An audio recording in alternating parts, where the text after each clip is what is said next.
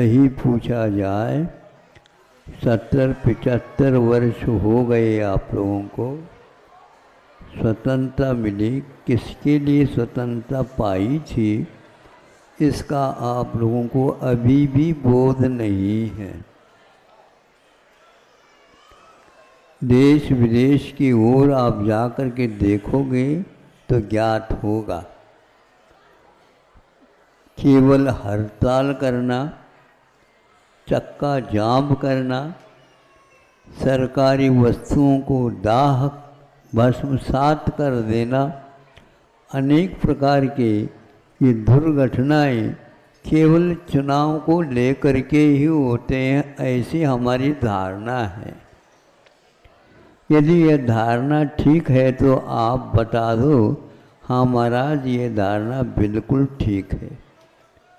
यदि ऐसा है तो आज संकल्प ले लूँ, राष्ट्रीय संपदा क्या है, उसके सामने हमारा कर्तव्य क्या है। राष्ट्रीय संपदा एक प्रकार से स्वतंत्रता है और अहिंसा का पालन है, व्यसनों का त्याग है। गांधी जी ने एक बार सत्याग्रह के समय पर यह तीनों बातें कही थी। मैं केवल भारत की स्वतंत्रता के लिए यहाँ पर नहीं आया हूँ, किंतु इसके लिए भी आया हूँ, उसको मैं अवगत आपको कराना चाहता हूँ। क्या है? स्वतंत्रता मिली, यदि और दो बातें बनती नहीं है, इस स्वतंत्रता का कोई भी सदुपयोग आप कर ही नहीं सकोगे। क्या है वो? तो उन्होंने कहा कि गो हत्या बंदी होना ये उतना ही आवश्यक है जितनी स्वतंत्रता है। और स्वतंत्रता और गो हत्या ये बंदी होने के बाद भी यदि नशाबंदी नहीं होती है तो इस स्वतंत्रता का कोई भी अर्थ नहीं निकलेगा। प्रत्येक व्यक्ति स्वतंत्रता के साथ कुछ भी खा सकता है, कुछ भी पी सकता है, कुछ भी कर सकता है। बस में या रेल में आप लोग यात्रा जब करते हैं उस समय वहाँ लिखा हुआ है धूम्रपान निषेध है ना, लिखा है। तो एक व्यक्ति पुनः बीड़ी या सिगरेट पीने लगा। साथ जो बैठा था तो उन्होंने कहा, भैया यहाँ पर क्या लिखा है, आप ही पढ़ लो, मुझे ये भाषा नहीं आती। क्या कह रहे हो? आपके कारण मुझे भी घुटन हो रही, यहाँ पर धुआं मेरे भी नाक में आंख में चला जा रहा है। खर्च हमने किया है, आपको बैठना है तो बैठ सको, नहीं तो नाक बंद करके बैठो।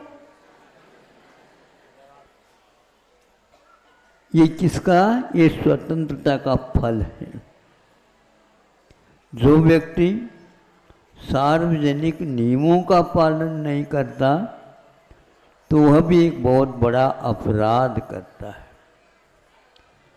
जिस प्रकार व्यवहार आप घर में करते हैं उसी प्रकार बाहरी व्यवहार भी होना चाहिए। नशाबंदी क्या वस्तु? ये तो छोटी नशाबंदी। आप लोग शराब आदि पिएंगे, हम पूछना चाहते हैं, जिस प्रकार जो खड़े होते हैं चुनाव के लिए उनको कहा जाता है वही बात जो उसके अभिमत देने वालों के लिए भी समझ लेना चाहिए। शराब आदि नशीली चीज़ों का जो सेवन करता है वह उम्मीदवार के रूप में खड़ा नहीं हो सकता। क्यों नहीं हो सकता? वह व्यक्ति शासन कैसा कर सकेगा, लाखों व्यक्तियों के ऊपर उसका क्या प्रभाव पड़ेगा। किंतु आज यह 70-75 साल में ये देखने को उपलब्ध होता है, यद्यपि छुप छुप करके होता है, लेकिन अब वह समय आ गया, अब छुपने की बात ही नहीं। एक तरफ ये लिखा जाता है विदेशी शराब की दुकान, एक तरफ लिखा हुआ मिलता है देसी शराब की दुकान। ये खुल्लम खुल्ला होने लगा।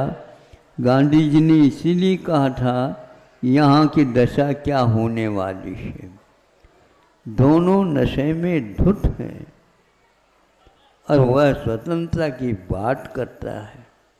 गांधी जी ने कहा था स्वतंत्रता के चुनाव में जीतना बहुत आसान है, किंतु जीतने के उपरांत उसका अमल करना, सरकार को चलाना बहुत कठिन है, सोच लो। उस समय एक पंक्ति और लिखी है उन्होंने, उसका मैं आपके सामने अभी प्रसंग नहीं है, नहीं कहना चाहता हूँ। क्या? जिससे बुद्धि भ्रष्ट होती है, जिससे शरीर रुग्ण होता है, जिससे अर्थ कमाया हुआ वह समाप्त हो जाता है, घर के कर्तव्य क्या है ये वो ज्ञात नहीं रखता है, और बच्चों का पालन पोषण कैसा होता है ये उसके लिए कोई दायित्व नहीं है, तो पत्नी कहती है मैं यहाँ से निकल जाती हूँ। क्यों? इस प्रकार करेंगे तो यहाँ पर कुछ भी हाथ नहीं लगेगा। अच्छा, सब बुराई बुराई आप देख रहे हैं क्या? नहीं, बिल्कुल। और विद्यार्थियों में यह आज नशा ही गड़बड़ कर रहा है। कई स्थानों में सुनने को मिला, जितने भी महाविद्यालय के बच्चे हैं वे ऐसे नशा का सेवन करते हैं जिसके बाद उन्हें भोजन अच्छा नहीं लगता, उन्हें और कोई चीज़ अच्छी नहीं लगती, और जिस दिन एक दिन भी वह नहीं मिलता नशा का सेवन तो वह पागल जैसा हो जाता है। घर का न रहा है न घाट का रहा है। ये क्यों कह रहा हूँ? इसलिए कह रहा हूँ अब तो आप नशेबंदी के बारे में हम तो उन्हीं को वोट देंगे जो नशाबंदी करने के लिए तैयार है।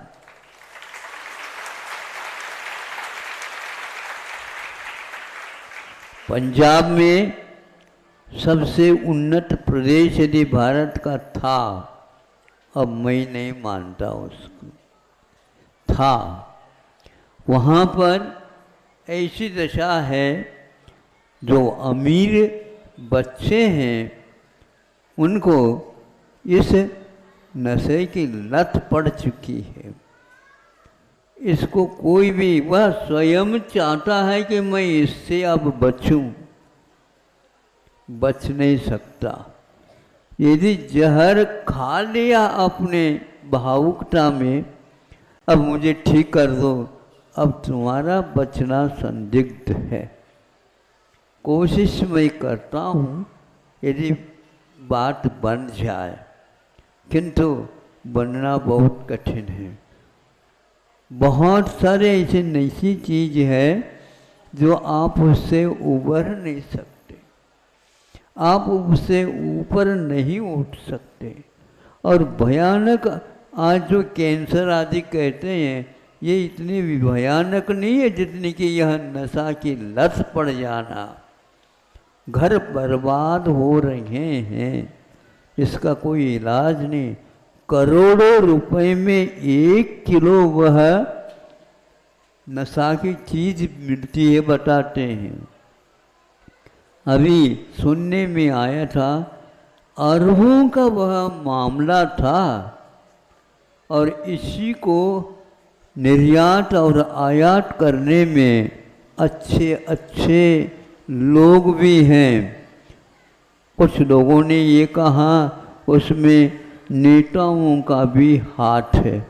मैं पहले से क्षमा चाहता हूँ, आज स्वतंत्र दिन है, यदि आप बोल सकते हैं तो आप सुनी हुई सही बात आप ये मुख से सुनिए, उसको कहने में हमें भी अधिकार है। क्योंकि इस प्रकार कहे बिना भीत बिना प्रीत नहीं, यह कहावत है संस्कृत में कि भीति के बिना प्रीति का कोई मूल्य नहीं है।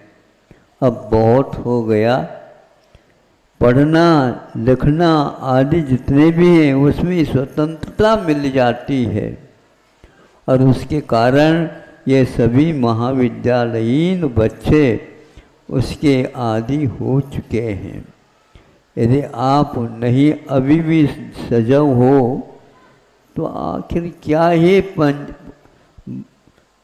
15 अगस्त क्या है महाराज? क्या पता नशा में कुछ कर रहे होंगे, कुछ कह रहे होंगे। ध्वजारोहण करते हैं। ध्वजा एक प्रकार से राष्ट्र के लिए अपने अपने धर्म की ओर आकृष्ट करता है। गांधी जी इसके भी विरोधी थे। धर्मनिरपेक्ष का जो अर्थ निकाला जा रहा है यह अनर्थ की जड़ है। धर्मनिरपेक्ष का अर्थ धर्म को नहीं मानना नहीं है, किंतु हिंसा को धर्म मानना, पशुओं का वध करना आदि आदि इतने भयानक हैं, आज कोई भी वह संख्या बची नहीं। जिस समय यहाँ पर 20 करोड़ की आबादी थी लगभग, उस समय उससे दुगुनी पशुओं की संख्या भारत में थी, ऐसे कहते। चक्रवर्ती के समय पर यह लिखा हुआ है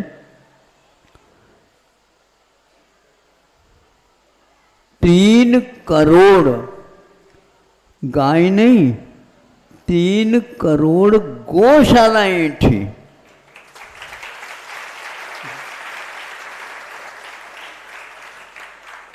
तीन करोड़ गौशालाएं, 1000 गौशालाएं खड़े करने में आपको पसीना आ रहा है। ये कैसे? तो इसके बिना इस धरती की कृषि विद्या जीवित नहीं रह सकती है, ये कहा है। और ये महापुराण में वीतरागी संत ने उल्लेख किया है, अपने घर की बात नहीं लिखी, किंतु उस समय की बात थी जो युग के आदि में थी। 3 करोड़ गौशाला, एक गौशाला में कम से कम भी 10,000 एक व्रज माना जाता था, होती थी। अब 3 करोड़ को 10,000 से आपको गुणित करना है। आप अपने दिमाग से तो नहीं कर पाओगे। आज 1 करोड़ नोट को गिनने के लिए मशीन रखा है।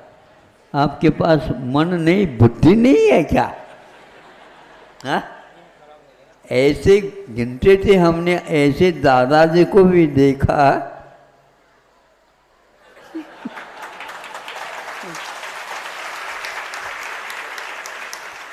अब इधर उधर भी देखते थे वो, और ये करता था।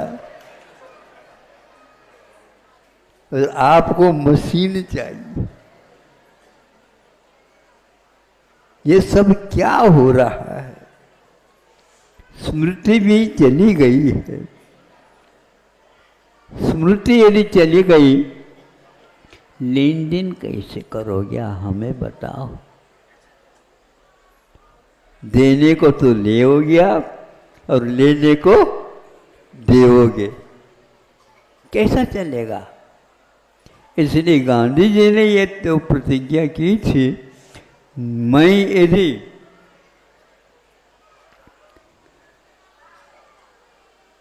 नेता के स्थान में आऊंगा तो अवश्य इन तीनों का ही पालन कराऊंगा, और जो नहीं करता मैं आगे का साहस नहीं कर पा रहा। गांधी जी कहते थे उसको जेल भेज दूंगा मैं, ऐसा कह रहे थे। इस प्रकार क्यों कहा आप लोगों को सोचना है। आप इसको जानते हुए भी अपने बच्चों को उन महानगरों में भेज रहे हैं जहां पर यही सब कुछ होता रहता है।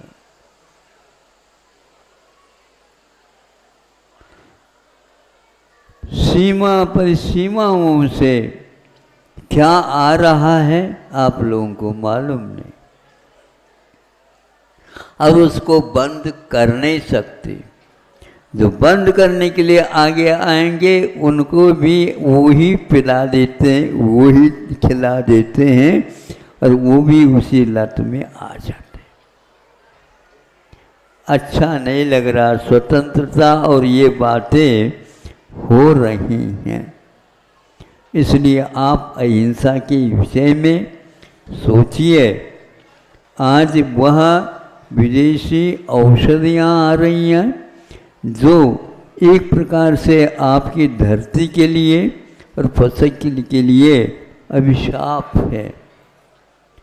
आज प्रधानमंत्री महोदय ने कहा बताते हैं, यहाँ पर जैविक खेती, इसको क्या बोलते हैं आप लोग? हाँ, ऑर्गेनिक, वो इंग्लिश भाषा में है ये।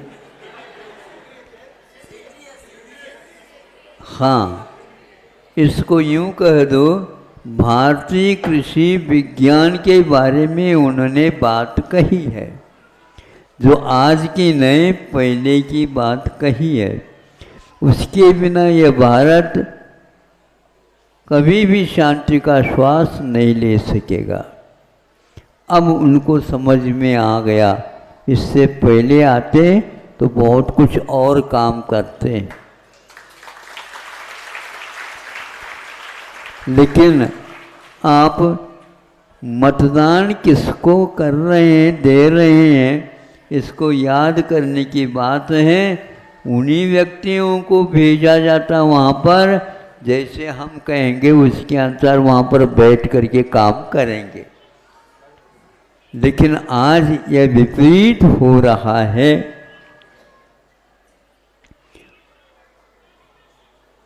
मतदान करते हैं शराब बांट करके, मतदान करते हैं नोट दे करके, और वह सपोर्ट भी करता और नोट भी लेता, और ज़्यादा कम नहीं करेगा तो सोट भी दिखाता। चुप रहो, हमने इसको खरीदा है। ये सब क्या है? ये अच्छा नहीं है। पढ़ा लिखा होता नागरिक कहलाता है। नगरों में रहने मात्र से नागरिक नहीं होता, तो गांव में रहने वाले तो अनागरिक है क्या? कोष में तो ऐसा मिलने लगा। नहीं, सबके लिए नागरिकत्व जब है तो आप नगरों में रहने वालों को ही नागरिक क्यों घोषित करते हो? लेकिन ध्यान रखो, नगरों में रहने वालों का जीवन गांव में रहने वालों के माध्यम से चल रहा है।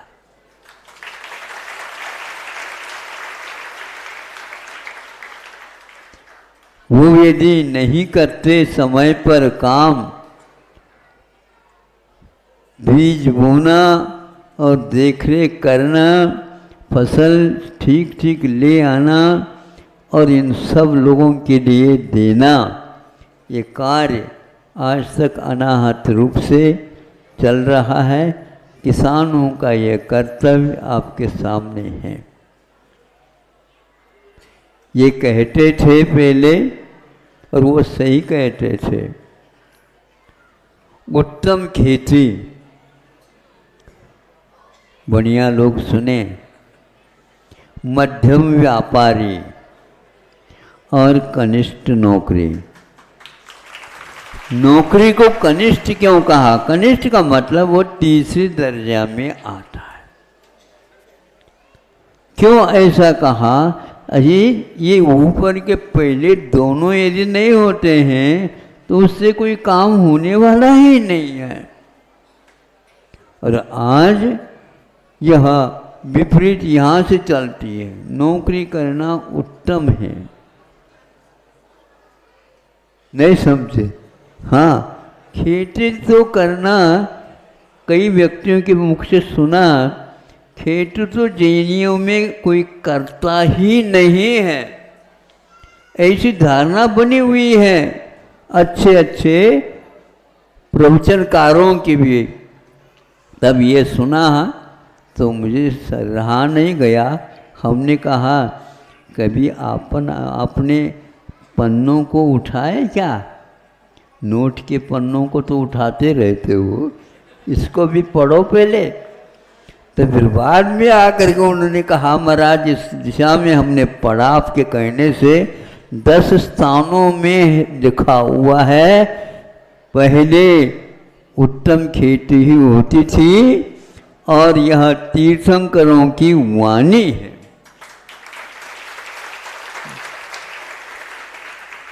शशांस कृष्यादिषु प्रजा, प्रजा को कृषि आदि में पहले सर्वप्रथम शशांस शासित किया था और आप लोग उसको मूल करी को उसका कोई महत्व नहीं रखा।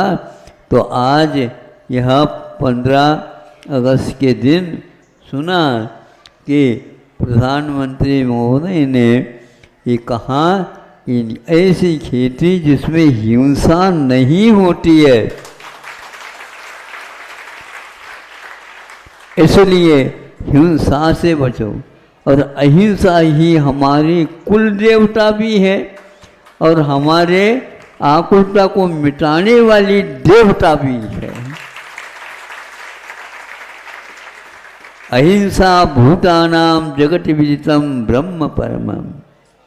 स्वामी समंतभद्र महाराज जी का यह जय घोष है। नवीनाथ भगवान की वे स्तुति कर रहे हैं। और स्वामी समंतभद्र महाराज, आज स्वामी समंतभद्र महाराज यदि आ जाए तो आप भग जाए सब, क्योंकि इस अनर्थ को वो सहन नहीं कर पाएंगे। किंतु फिर भी उन्होंने ऐसा साहित्य रचा है जिसको पढ़ने से ज्ञात होता अहिंसा ही परम ब्रह्म रूप में, देवता के रूप में स्वीकार किया गया है।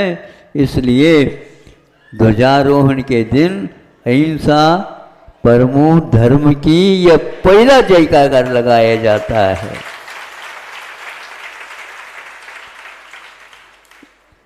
तालियां तो हमने बहुत सुन ली,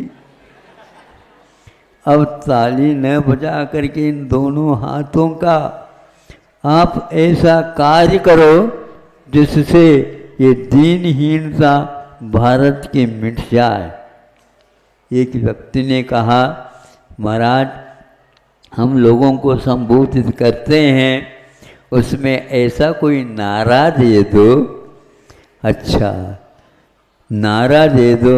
मैं कहता हूँ उस नारे के बदले में आपको किनारा चाहिए क्या? नहीं बोलो।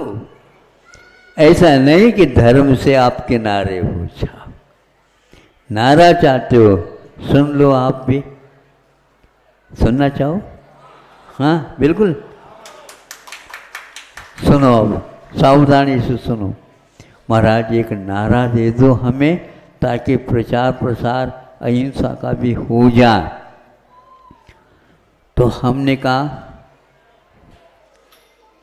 रुको रुको उधर कुछ नहीं कह रहा हूं, सुनो पहले तो। रुको रुको, लौट चलो, लौट चलो, लौट चलो।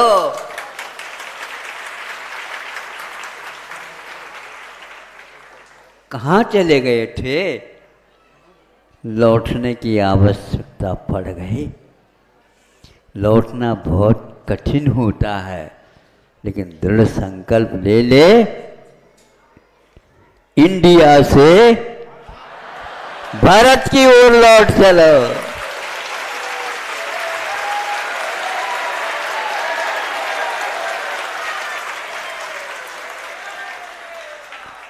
ये बात, ये नारा हमारा वह केंद्र तक पहुंच जाए, ताकि जो वहाँ पर 15 अगस्त मना रहे हैं उनको भी सुध आ जाए कि भारत की पहचान ही समाप्त हो गई है। ज़्यादा नहीं कहता हूँ, इतना पर्याप्त समझता हूँ, क्योंकि आप लोग बहुत दूर दूर से आए। मैं पास से नहीं आया, मैं बहुत दूर से आया। और सारे संसारी जीव बहुत दूर दूर से आए।